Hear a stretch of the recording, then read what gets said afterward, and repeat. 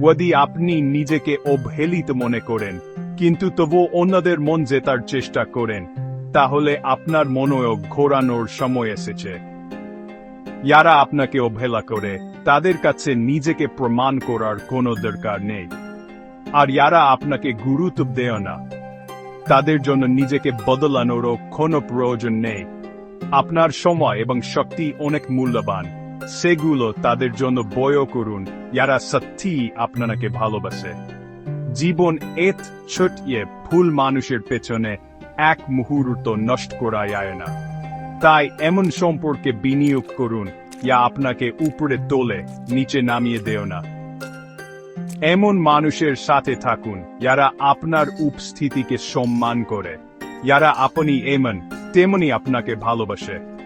মনে রাখবেন, আপনাকে দেখা, আপনার কথা শোনা এবং আপনাকে মূল্য দেওয়া উচিত। বুদ্ধিমানের মতো বেছে নিন, কারণ আপনার জীবনের যোগ্য।